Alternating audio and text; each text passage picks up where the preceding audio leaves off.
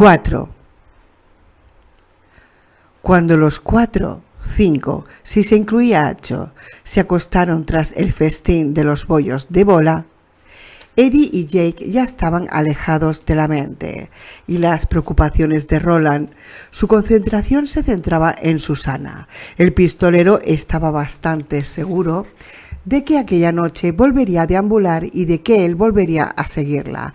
La seguiría cuando lo hiciera, no para descubrir de qué se traía entre manos. Eso lo sabía de antemano. No, su principal objetivo era protegerla. A media tarde, más o menos, cuando Jake había vuelto con las manos llenas de comida, Susana había comenzado a manifestar señales que Roland conocía, frases breves a medio pronunciar, movimientos demasiado bruscos para ser gráciles, cierta tendencia inconsciente a frotarse la sien o por encima de la ceja izquierda, como si le doliera en aquel lugar. ¿Eddie no había advertido los indicios?, se preguntaba Roland. En realidad, Eddie era un observador bastante torpe cuando Roland lo conoció. Sin embargo, había cambiado mucho desde entonces y la quería. La amaba. ¿Cómo podía ser que no viera lo que Roland veía? Las señales no eran tan obvias como lo habían sido en la playa, a la orilla del mar del oeste, cuando Deta se estaba preparando para dar el salto final y arrebatarle el control a Odetta. Pero estaban allí, de eso no cabía duda alguna, y además no se diferenciaban demasiado. Por otro lado, la madre de Roland tenía un dicho: el amor es ciego. Podría ser que lo único que le sucediera a Eddie era que estaba demasiado unido a ella para verlo. O no quiere hacerlo, pensó Roland. No quiere enfrentarse a la idea de que podríamos tener que pasar por lo mismo otra vez, que podríamos tener que obligarla a que su naturaleza dividida y ella se enfrentaran. No obstante, en aquella ocasión no se trataba de ella. Roland lo llevaba sospechando desde hacía tiempo, de hecho desde antes de garlar con la gente de Paso del Río, y ahora lo sabía. No se trataba de ella. Así que se había estirado junto a sus compañeros, escuchando el ritmo acompasado de sus respiraciones a medida que uno a uno caían en un profundo sueño. Acho, luego Jake, a continuación Susana y Eddie el último. Bueno, tal vez el último no. Apagado, muy apagado. Roland oyó el murmullo de una conversación mantenida por la gente al otro lado de la colina que se alzaba al sur, por los que los seguían y observaban. Lo más probable es que estuvieran armándose de valor para dar un paso adelante y darse a conocer. Roland tenía un oído muy fino, aunque no lo suficiente como para captar lo que estaban diciendo. Tal vez se intercambiaron una docena de frases susurradas antes de que alguien los chitara para callarlos. Se hizo el silencio, salvo por el débil aullido intermitente del viento en la copa de los árboles. Roland permaneció inmóvil, contemplando una cerrazón en la que no brillaban las estrellas, a la espera de que Susana se levantara, y al final lo hizo. Sin embargo, antes de que eso ocurriera, Jake, Eddie y Acho entraron en exotránsito. 5. Roland y sus compañeros sabían del exotránsito, lo único que se sabía, por Banai, el tutor de la corte en aquel tiempo ya pasado, cuando eran jóvenes. Al principio habían formado un quinteto: Roland, Elaine, Cuthbert, Jamie y Wallace. El hijo de Banai, Wallace, de viva inteligencia, pero de naturaleza enfermiza, había muerto a causa del mal caduco, a veces llamado mal del rey. Por tanto, se habían quedado en 4 y bajo el manto del catet verdadero. Banai también lo sabía y sin duda esa certeza formaba parte de su pesar. Cort les enseñó a navegar guiándose por el sol y las estrellas. Banai les descubrió la brújula, el cuadrante, el sextante y les impartió las matemáticas necesarias para utilizarlos. Kurt los inició en la lucha. Van Eyck los instruyó para evitarla mediante la historia, los problemas de lógica y las lecciones sobre lo que llamaba las verdades universales. Kurt los preparó para matar si tenían que hacerlo.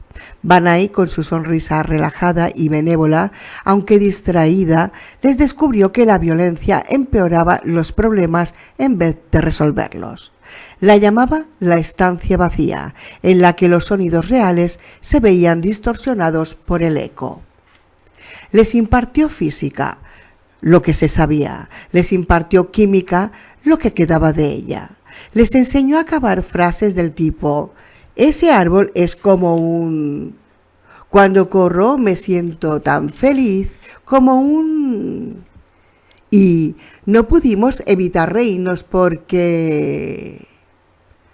Roland odiaba aquellos ejercicios, pero Van Eyck no permitía que se los saltara. Tu imaginación es pobre, Roland, observó su tutor en una ocasión. Roland debía de tener unos 11 años por entonces. No voy a dejar que la hambres y la hagas aún más pobre. Les instruyó en las 7 esferas de la magia, aunque se negó a confesar si creía en alguna de ellas. Roland creyó recordar que Van Eyck había mencionado el exotránsito de forma tangencial en alguna de aquellas lecciones, o tal vez había que escribirlo con mayúscula, tal vez sería exotránsito. Roland no lo sabía con seguridad. Sabía que Van Eyck había hablado de la secta de los manis, viajeros de largas distancias. ¿No había mencionado también el arco iris del mago? Roland creía que sí, aunque por 2 ocasiones había tenido la banda rosa del arco iris en sus manos, una siendo niño y otra ya de adulto, y aunque había viajado en ella en ambas ocasiones con sus amigos en la segunda, nunca había entrado en exotránsito. Ya, pero ¿cómo lo sabes?, se preguntó a sí mismo. ¿Cómo lo sabes, Roland, una vez que has entrado? Porque Cuthbert y Elaine se lo hubieran dicho. Por eso, ¿estás seguro? Una sensación tan extraña como para no saber identificarla comenzó a invadir al pistolero. ¿Indignación? ¿Terror? ¿Tal vez incluso la sensación de haber sido traicionado? Cuando admitió que no estaba seguro. Lo único que sabía era que la bola se lo había llevado a su interior y que había sido muy afortunado de salir ileso. Aquí no hay bola que valga, pensó, y de nuevo fue aquella otra voz, la áspera, el tono inclemente de su viejo y renqueante tutor, cuyo pesar por su único hijo no conocía fin, la que respondió, y las palabras fueron las mismas. ¿Estás seguro? Pistolero, ¿estás seguro? 6. Comenzó con un chisporroteo apagado. En lo primero que pensó Roland fue en la fogata. Alguno habría traído ramas verdes, las brasas las habrían alcanzado y las agujas producían ese sonido al arder. Sin embargo, el ruido fue en aumento y se convirtió en una especie de zumbido eléctrico. Roland se incorporó y miró las brasas agonizantes, abrió los ojos de par en par y se le aceleró el corazón. Susana le daba la espalda a Eddie y se había apartado un poco de él. Eddie se había estirado, igual que Jake. Sus manos se tocaban y mientras Roland observaba, comenzaron a desvanecerse y aparecerse ante sus ojos en una sucesión de bruscas pulsaciones. A Acho le ocurría lo mismo. Cuando se desvanecían, lo sustituía un brillo apagado y gris que perfilaba los contornos y la postura de los cuerpos, como si algo les guardara el sitio en la realidad. Cada vez que regresaban se oía aquel zumbido y los chisporroteos. Roland comprobó que sus párpados se estremecían sobre los activos globos oculares. Estaban soñando. Y algo más. Aquello era exotránsito, el paso entre dos mundos. Se suponía que los manis podían hacerlo, y se suponía que partes del arco iris del mago podían obligarte a hacerlo, tanto si querías como si no. Una parte de aquel en concreto. Podrían quedar atrapados en medio y caer, pensó Roland. Van-Eyck también nos lo dijo. Dijo que entrar en exotránsito estaba lleno de peligros. ¿Qué más había dicho?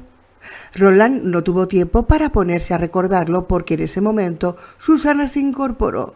Se enfundó los suaves forros de piel que Roland le había confeccionado para los muñones y luego de un pulso se subió a la silla de ruedas. Instante después se dirigía hacia los árboles centenarios, hacia la vera del camino orientado al norte, justo en dirección contraria al campamento de sus perseguidores. Al menos eso era un alivio. Roland se quedó un momento donde estaba sin saber qué hacer. Al final el único camino estuvo claro. No podía desperdiciarlos. Mientras estuviera en estado de exotránsito, hacerlo los hubiera puesto en peligro. Lo único que podía hacer era seguir a Susana, como ya lo había hecho otras noches, y esperar que no se metiera en problemas. También podrías aprovechar para pensar un poco en lo que va a ocurrir a continuación. Era la voz áspera de Van-Eyck cuando le echaba sermones. Por lo visto, ahora que había vuelto, su viejo tutor tenía intenciones de quedarse por allí una temporadita. El razonamiento nunca fue tu fuerte, sin embargo, tienes que hacerlo. Esperarás hasta que las visitas se den a conocer. Claro está, hasta que estés seguro de lo que quieren, pero al final, Roland, tendrás que actuar. No obstante, primero piensa, no dejes para mañana lo que puedas hacer hoy. Sí, siempre era mejor no dejar para mañana lo que se podía hacer hoy. Se oyó un nuevo y potente zumbido crepitante. Eddie y Jake habían vuelto. Jake estrechaba a Acho entre sus brazos antes de volver a desaparecer. En el lugar donde habían estado no quedó nada salvo un débil resplandor ectoplasmático. Bueno, no importaba, su tarea consistía en seguir a Susana. En cuanto a Eddie y Jake, ya habría agua si Dios así lo quería. ¿Y si vuelves y ellos han desaparecido? A veces ocurre, eso decía Van-Eyck. ¿Qué vas a decirle a Susana si se despierta y ve que no están ninguno de los dos, ni su marido ni su hijo adoptivo? Era algo de lo que no podía preocuparse en esos momentos. En esos momentos tenía que preocuparse de Susana, mantener a salvo a Susana.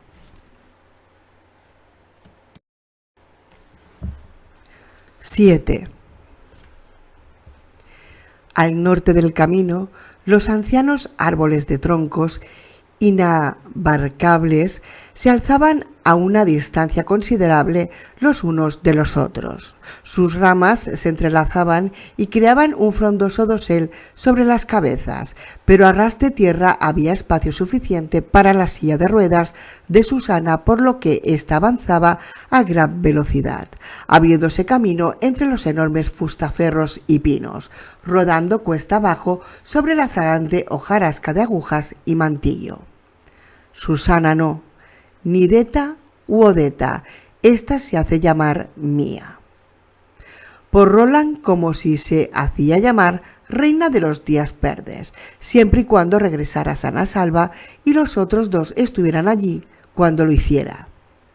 Comenzó a oler a la vegetación más lozana y fresca, carrizos y plantas acuáticas, acompañando del olor a fango, del chapoteo de las ranas, del saludo sarcástico de una lechuza, de chapunzón de algo que saltaba al agua. A aquello le siguió un chillido agónico de algo que perdía la vida, tal vez el asaltante, tal vez el asaltado. El sotobosque comenzó a brotar en medio de la hojarasca, al principio como pequeñas motitas, luego ahogándola. El dosel formado por las copas de los árboles comenzó a clarear. Los mosquitos y las moscardas zumbaban, los basureros hilvanaban el aire, los olores de la ciénaga se intensificaron. Las ruedas de la silla habían avanzado sobre la hojarasca sin dejar rastro. A medida que la hojarasca fue dando paso a un caos de maleza, Roland comenzó a ver ramitas quebradas y hojas arrancadas que indicaban su paso. Luego, cuando llegó a un terreno más o menos llano y bajo, las ruedas comenzaron a hundirse en una tierra cada vez más blanda. 20 pasos más allá, Roland empezó a ver que el líquido se filtraba en las rodadas. Sin embargo, ella era demasiado lista como para quedarse varada, demasiado habilidosa. 20 pasos más allá de la primera señal de filtración, se topó con la silla de ruedas, abandonada. Sobre el asiento se encontraban los pantalones y la camisa. Se había adentrado desnuda en la ciénaga, salvo por las fundas de piel que le cubrían los muñones. Allí, abajo, jirones de bruma pendían sobre los charcos de agua estancada. Aquí y allí se alzaban montículos cubiertos de hierba y en uno de ellos, atado mediante un cable a un tronco muerto que había sido plantado derecho, descansaba lo que Roland, a primera vista, tomó por un espantapájaros. Cuando se acercó un poco más, comprobó que se trataba de un esqueleto humano. El cráneo revelaba una hendidura en la frente que dibujaba un triángulo de oscuridad entre las vigilantes cuencas. No cabía duda de que algún tipo de garrote primitivo para fines bélicos había sido la causa de aquella herida y que los perpetradores habían dejado el cuerpo o su espíritu errante atrás para señalizar la frontera del territorio de alguna tribu. Además, era muy probable que hiciera mucho tiempo que estuvieran muertos o que se hubieran trasladado, pero la prudencia siempre era una virtud. Roland desenfundó su pistola y continuó tras la mujer, de montículo en montículo, estremeciéndose cada vez que una punzada de dolor le acuchillaba la cadera derecha. Seguirle la pista requirió de toda su concentración y agilidad, en gran parte porque ella no compartía con Roland la pretensión de mantenerse tan seco como le fuera posible. Susana estaba tan desnuda como una sirena y se movía como tal, igual de cómoda entre los detritos y el lodo de la ciénaga, como sobre la tierra seca. Se arrastraba por los montículos más pronunciados y se deslizaba por el agua estancada entre ellos, deteniéndose de vez en cuando para arrancarse las sanguijuelas. En la oscuridad, caminar y patinar parecían fundirse en un único movimiento deslizante tan perturbador como inquietante. Susana continuó unos 400 metros a través de lo que iba convirtiéndose en un lodazal, mientras el pistolero la seguía con paciencia a sus espaldas. Roland trataba de hacer el menor ruido posible, aunque dudaba que fuera necesario. La parte de ella que veía, sentía y pensaba estaba muy lejos de allí. Al final se detuvo, se incorporó sobre sus piernas cercenadas y se cogió a ambos lados de unas enredaderas resistentes para mantener el equilibrio. Oteó más allá de la superficie negra del pantano con la cabeza en alto y los músculos en tensión. El pistolero no consiguió distinguir si el pantano era grande o pequeño. Las orillas se perdían en la bruma. Sin embargo, rezumaba luz, una especie de radiación apagada y difusa que parecía mecerse bajo la superficie del agua y que tal vez emanaba de troncos sumergidos que iban pudriéndose lentamente. Susana se quedó allí, inspeccionando aquel pantano forestal de detritos acumulados como si se tratara de una reina inspeccionando ¿un qué? ¿Qué veía? ¿Un salón de banquetes? Aquello fue lo que él llegó a creer. A ver, casi. Como si la mente de ella se lo hubiera susurrado y además encajaba con lo que ella hacía y decía. El salón de banquetes era el truco ingenioso que su mente había utilizado para mantener a Susana apartada de Mia, del mismo modo que había mantenido Odetta apartada de Detta todos aquellos años. Mia podría tener muchas razones para desear que su existencia se mantuviera en secreto, pero sin duda alguna la más importante de todas tenía que ver con la vida que llevaba en su interior. El chaval, lo llamaba ella. Con una brusquedad que no dejó de sorprenderlo, a pesar de que ya lo había visto con anterioridad, ella comenzó a cazar, deslizándose en un silencio espeluznante sin chapoteo alguno, primero por la orilla del pantano y luego adentrándose cada vez más en él. Roland la observaba con una expresión horrorizada a la par que lujuriosa, al tiempo que ella se abría camino, entretejiendo y zigzagueando por entre los juncos y las matas de hierba. En vez de arrancarse las sanguijuelas del cuerpo y arrojarlas lejos de sí, se las llevó a la boca a modo de caramelos. Los músculos de las piernas se tensaron. Su piel morena brillaba como si se tratara de seda mojada. Cuando Susana se volvió, Roland se había ocultado detrás de un árbol y se había convertido en una sombra más. Este distinguió con claridad la hinchazón de sus pechos. El problema, por descontado, no se limitaba al chaval. También estaba Eddie. ¿Se puede saber qué cojones te pasa, Roland? Oyó que le decía, el niño podría ser nuestro. Es decir, ¿no sabes que no es así? Sí, ya sé que algo la poseyó mientras tirábamos de Jake, pero eso no tiene por qué significar que... etcétera, etcétera, bla, bla, bla, como diría Eddie. ¿Y por qué? Porque la amaba y querría al niño de su unión, y porque discutir era algo tan natural para Eddie Dean como respirar, igual que Cuthbert. Entre los carrizos, la mujer desnuda proyectó la mano hacia adelante y atrapó una rana de un tamaño considerable. La estrujó, el batracio reventó y las tripas y un saco brillante de huevos le chorrearon por los dedos. La cabeza le estalló, se lo llevó a la boca y lo devoró con avidez, mientras las patas traseras verdiblancas seguían estremeciéndose. Se relamió la sangre y los brillantes rollitos de pellejo de los nudillos. A continuación hizo el gesto de arrojar algo al suelo y gritó: ¿Qué te parece, mujer azul asquerosa? Con una voz grave y gutural que hizo estremecer a Roland. Era la voz de Deta Walker, la Deta más infame y tarada. Apenas sin detenerse, siguió avanzando en busca de algo. Lo siguiente fue un pez pequeño, luego otra rana y a continuación el premio gordo, una rata de agua que comenzó a chillar, a retorcerse y a tratar de morderla. La exprimió hasta dejarla sin vida y se la llevó a la boca con garras incluidas. Segundos después, inclinó la cabeza hacia adelante y regurgitó las sobras, una masa ensortijada de pelo y astillas de huesos. Entonces enséñale esto, asumiendo que Jake y él vuelvan de la aventura en la que se encuentren, claro, y dile: sé que se supone que las mujeres tienen antojos extraños cuando están embarazadas, Eddie, pero ¿esto no te parece demasiado extraño? Mírala, rebuscando entre los juncos y la bruma como una especie de caimán humano. Mírala y dime que lo está haciendo para alimentar a tu hijo, a un niño humano.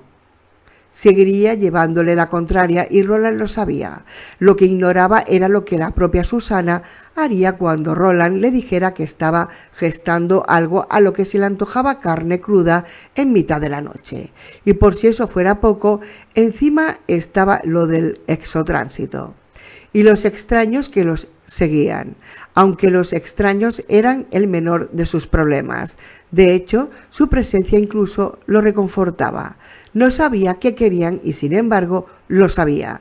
Había topado con ellos antes, muchas veces. En el fondo, todos querían lo mismo. 8. La mujer, que se llamaba a sí misma Mia, comenzó a hablar mientras cazaba. Roland también estaba familiarizado con aquella parte del ritual. No obstante, no por eso consiguió evitar un estremecimiento. La tenía delante y aún así le seguía siendo difícil creer que todas aquellas voces diferentes provinieran de una misma garganta. Se preguntó a sí misma cómo estaba. Se respondió que bien, que se lo agradecía mucho. Habló de alguien llamado Bill o tal vez fuera Bull. Se interesó por la madre de alguien. Le preguntó a alguien sobre un lugar llamado Morehouse y a continuación, con una voz grave y áspera, una voz de hombre sin duda alguna, se respondió que ella ni iba a Morehouse ni a Morenada. Recibió la respuesta con carcajadas estridentes, de modo que debió de ser una especie de chiste. Se presentó varias veces, como lo había hecho otras noches, como Mia, un nombre que Roland conocía bien de su vida pasada en Gilead. Era prácticamente un nombre sagrado. En 2 ocasiones hizo reverencias alzando una falda invisible y el pistolero le había dado un vuelco al corazón. La primera vez que había visto aquel tipo de reverencia había sido en Megis, ciudad a la que sus padres lo habían enviado a él y a sus amigos, Elaine y Cuthbert. Mia se abrió camino de vuelta a la orilla del salón. Pantano, reluciente y empapada. Allí permaneció inmóvil unos 5 minutos que acabaron por convertirse en 10. La lechuza volvió a ulular su saludo burlón. ¡Uhú! ¡Uhú! Y, como si respondiera a este, la luna apareció entre las nubes para echar un breve vistazo. Cuando lo hizo, también desapareció parte del instinto de ocultación entre las sombras de alguna sabandija que trató de superar a la mujer a la carrera. Ella la atrapó con suma destreza y hundió la cara en su vientre convulso. Se oyó un crujido húmedo, seguido de varios mordiscos viscosos. Alzó los despojos al claro de la luna con las manos y las muñecas tintadas de sangre. A continuación, lo tronchó en 2 partes y engulló los restos. Soltó un rotundo eructo y se dejó rodar hasta el agua. En aquella ocasión se oyó un buen chapuzón y Roland supo que el banquete de aquella noche había llegado a su fin. Incluso había engullido algunos basureros tras atraparlos sin esfuerzo, algunos en el aire. Roland deseó con todas sus fuerzas que nada de lo que había comido la enfermara. Hasta el momento, nada lo había hecho.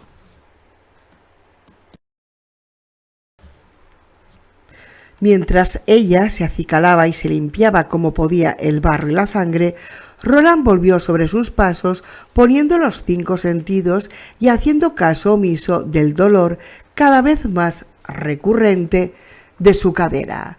Ya la había visto llevar a cabo aquel ritual en 3 ocasiones, aunque una le había bastado para comprender la espeluznante agudeza de sus sentidos cuando se encontraba en aquel estado. Se detuvo junto a la silla de ruedas y miró en derredor para cerciorarse de que no dejaba ningún rastro de él. Advirtió una pisada de bota, la borró y la cubrió con unas cuantas hojas para asegurarse. No demasiadas, demasiadas hubiera sido peor que ninguna. Una vez hecho aquello, se dirigió hacia el camino y el campamento sin prisa alguna. Ella se entretendría un rato en su higiene personal antes de continuar. Se preguntó qué vería Mia mientras limpiaba la silla de ruedas de Susana. ¿Una especie de carrito motorizado? No importaba. Lo que sí importaba era su inteligencia. Si él no se hubiera despertado porque tenía ganas de orinar justo cuando ella emprendía una de sus primeras expediciones, lo más probable es que siguiera sin saber nada de sus cazas nocturnas, y se le suponía cierta habilidad para esas cosas. No tanta como la de ella, gusano. Vaya, pero si el fantasma de Banai fuera poco, allí estaba Cord para sermonearlo. Ya te lo he demostrado antes, ¿no? Sí, le había demostrado la habilidad como 3 mujeres, y ahora estaba aquella 4ª. 9. Cuando Roland vio el claro entre los árboles frente a él, el sendero que había estado siguiendo y el lugar donde habían acampado para pasar la noche, hizo 2 largas y profundas inspiraciones. Habrá agua si Dios quiere, se recordó. Sobre las grandes cuestiones, Roland, no tienes ni voz ni voto. Una verdad poco reconfortante, en especial para un hombre con un cometido como el suyo, aunque hubiera aprendido a vivir con él. Volvió a tomar una última inspiración y salió del bosque. Dejó escapar el aire en un prolongado suspiro de alivio cuando volvió y vio a Eddie y a Jake tumbados junto al fuego apagado y profundamente dormidos.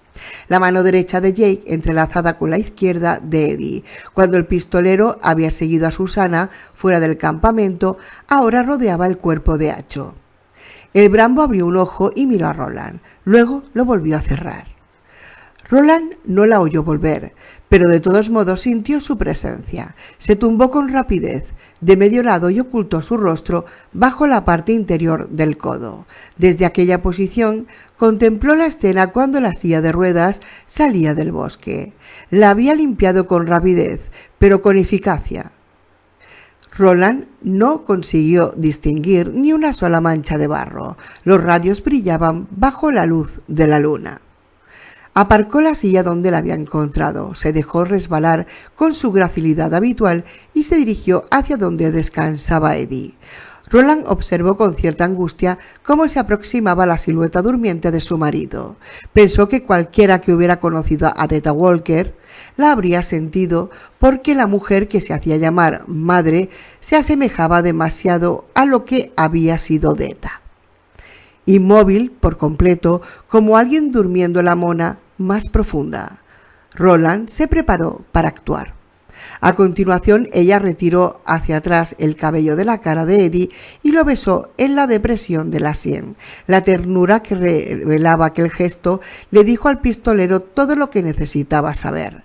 Dormir no entrañaba peligro. Cerró los ojos y dejó que la oscuridad se apoderara de él.